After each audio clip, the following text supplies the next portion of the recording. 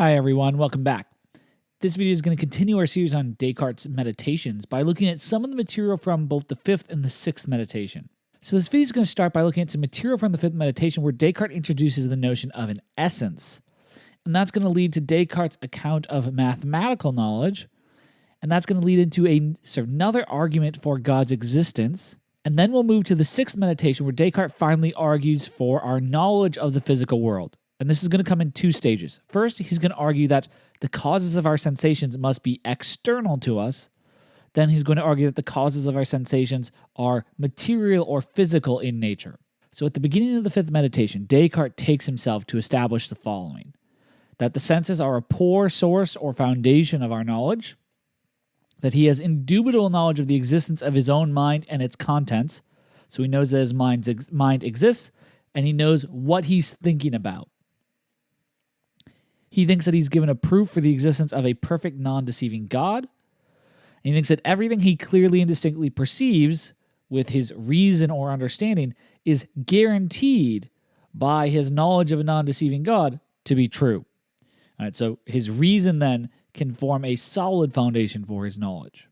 So remember, one of Descartes' goals in the Meditations is to mount a philosophical defense of the new mechanical science that was being developed by people like Copernicus and especially Galileo at the beginning of the scientific revolution. He wanted to know, how can he trust that this new science is legitimate?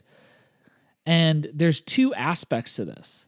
Galileo's science is founded on this idea that we can describe the behavior of physical objects purely in terms of features, that we can measure their quantity using numbers, and then describe how those quantities of features interact with one another, and that will be sufficient to describe their behavior. And so in order to vindicate this science, Descartes needs to give a philosophical grounding to the tool of this science, the language of mathematics, and also its subject matter.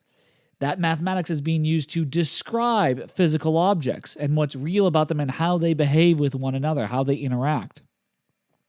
So Descartes needs to show where our mathematical knowledge comes from and where our knowledge of the physical world comes from. So in the fifth meditation, Descartes begins to discuss the idea of a thing's essence or true and immutable nature. But we might think of these essences along the following lines. These are abstract objects that define what a thing is independently of whether that thing exists. These essences and natures of things exist as abstract objects, even if those things don't exist outside Descartes' own ideas of them. And there are truths about these abstract objects, these essences or natures of things, and those truths are not created by our own minds. So Descartes has not yet ruled out the possibility that the physical world is anything more than a dream in his own mind. However, he thinks that these abstract essences or natures of things can serve as the objects of our mathematical knowledge. So he says, when I imagine a triangle, even if perhaps no such figure exists outside my thought anywhere in the world and never has, the triangle still has a certain determinate nature, essence, or form which is unchangeable and eternal. So the idea is, even if we don't know if a triangle exists, we can still describe what a triangle is. Right. And what a triangle isn't something that my mind made up. So this is evidenced from the fact that various properties can be demonstrated regarding this triangle, namely that its three angles are equal to two right angles, that its longest side is opposite its largest angle, and so on. These are properties I now clearly acknowledge whether I want to or not, even if I previously had given them no thought whatever when I imagined the triangle. For this reason, then, they were not fabricated by me. So the idea is, the idea of the triangle might depend on me, but once I've imagined it, even if I never thought about the features that it has, like the fact that its angles add up to 180 degrees, well, now that I've imagined it, once I start thinking about that idea of a triangle, I clearly see that it has to have 180 degrees. And so my mind didn't make that up. I discovered that in the triangle that I imagined. So here's the example. I imagine the idea of a triangle. I have a clear and distinct perception that its three angles are equal to that of two right angles, or 90-degree angles. I know that God is not a deceiver, and thereby everything that I clearly and distinctly perceive must be true. So he's appealing to that clear and distinct rule that he is now justified, and he's going to this idea in his mind and noticing he has a clear and a distinct perception of this feature of the triangle, and thus he thereby knows that the triangle really has that feature. So I know that it's true that the triangle's three angles really do equal that of two right angles. I know that it is true that the triangle has this feature. But he says all these properties are patently true because I know them clearly, and thus they are something and not merely nothing. For it is obvious that whatever is true is something. So what he's pointing out here is, look, given that this is true, given that it's true that the triangle that I sort of imagine, that its three angles add up to 180 degrees, well, that has to be true of something, even if I don't know yet whether any triangles exist outside of my own ideas of them. And so Descartes claims that this truth is about the essence or nature of the triangle, even if it's not about the existence of that triangle. I don't know if it exists, but I do know that it has that nature, that it has that essence, that that is what the triangle is. Or I think about the numbers 2, 3, 5 and the operation of addition. Now I have a clear and distinct perception that 2 plus 3 equals 5. So I know that God is not a deceiver, and thereby everything that I clearly and distinctly perceive must be true. So I know that it is true that 2 plus 3 equals 5. Given that this is true, it must be true about something, even if there are no physical objects that exist for me to count. So I don't know if there's 2 objects or 3 objects or 10 objects. So Descartes claims that this truth, 2 plus 3 equals 5, it's not about, say, 2 chairs and 3 chairs make 5 chairs. 2 plus 3 equals 5 is about the essence or nature of these sort of abstract things, sort of the numbers 2, 3, and 5. So Descartes has this idea. When we consider the ideas in our mind, when we have clear and distinct perceptions of those ideas, we can thereby discover and know truths about the nature of those things, such as truths about mathematical objects such as triangles. But then he says, well, if what I clearly and distinctly perceive thereby belongs to the nature or essence of that thing, he thinks that actually gives him inspiration for another argument for God's existence. Here's the argument in Descartes' own words. He says, but if, from the mere fact that I can bring forth from my thought the idea of something, it follows that all that I clearly and distinctly perceive to belong to the thing really does belong to it, so it belongs to its nature, then cannot this too be a basis for an argument proving the existence of God? Clearly the idea of God, the idea of a supremely perfect being, is one I discover to be no less within me than the idea of any figure or number. So he not only has the idea of a number or a triangle, he has the idea of God in his mind. And so now he tries to get a clear and distinct perception of God. And he says, well, and that it belongs to God's nature that he always exists is something I understand no less clearly and distinctly than is the case when I demonstrate in regard to some figure or number that something also belongs to the nature of that figure or number. So, in a nutshell, this is how I would reconstruct that argument in a very simple version. He's saying, I have an idea of a supremely perfect being. So this is the idea of a God. But now when I think about that idea, I clearly and distinctly perceive that part of my idea is that necessary existence is a perfection. And thus, God must have this feature of necessarily existing. That must belong to God's nature. All right, but now there's an objection. You might be thinking, look, hold on. It can't be that easy, can it? The mere fact that you have an idea of something can't prove that it exists independently of your idea of it. So the mere fact that I have an idea of Santa Claus surely doesn't prove that he exists. The mere fact that I have an idea of a unicorn surely doesn't prove that unicorns exist. And so in general, it's possible to have an idea of something to exist without that thing existing in reality. So the mere fact that we have an idea of God cannot by itself prove that God exists in reality. But Descartes replies this. He says, look, there's something different about the idea of God from the idea of a unicorn or the idea of Santa Claus. He says, since in all other matters I've become accustomed to distinguishing existence from essence, I easily convince myself that it can even be separated from God's essence, and hence that God can be thought of as not existing. So the claim here is, when I think of Santa Claus, the nature or essence of Santa Claus does not include existence.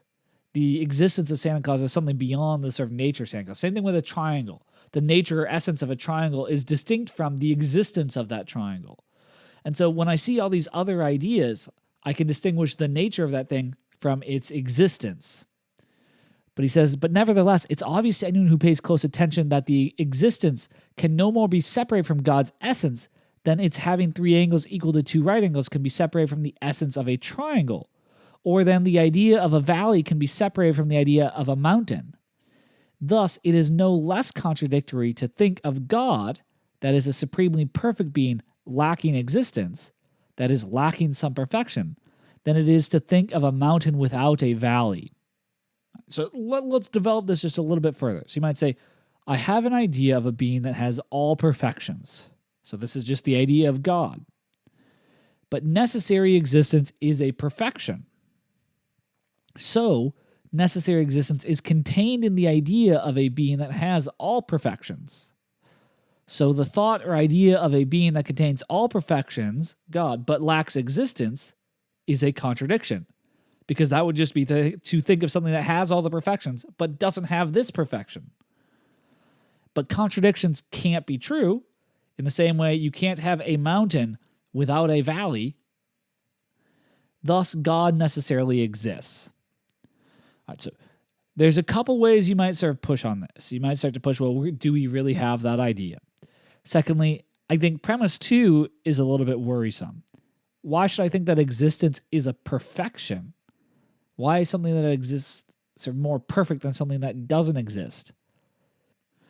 But this is Descartes' sort of a second argument that Descartes tries to give for God.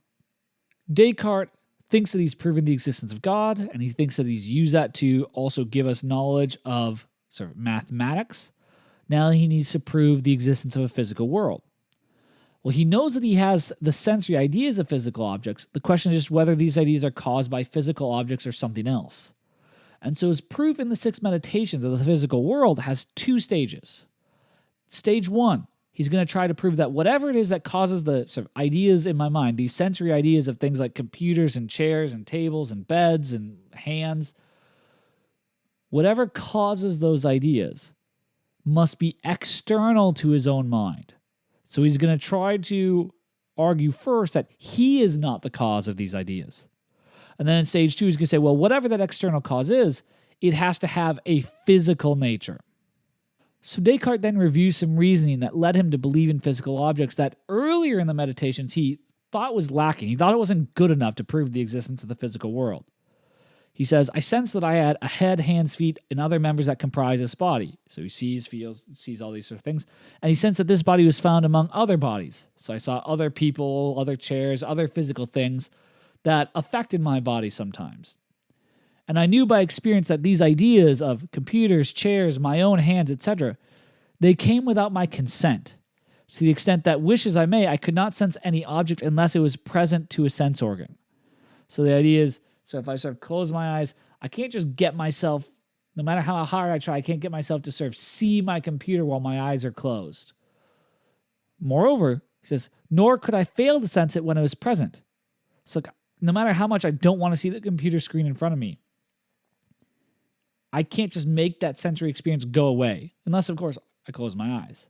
So he said before he started these meditations, one thing that he was sort of tempted by was just, look, these experiences, these sense experiences he doesn't seem to be in control. They seem to sort of come to him passively, and he can't sort of will them away, nor can he will them into existence. But then he raises the doubt. He says the first general doubt he raises was that everything I ever thought I sensed while awake, I could believe I also sometimes sensed while asleep. So this is the dream sort of doubt. He says, and since I do not believe that what I seem to sense in my dreams comes to me from things external to me, he says, I saw no reason why I should hold this belief about those things I seem to be sensing while awake. Why should I think those things that I sort of experience while supposedly awake are coming from something external to me?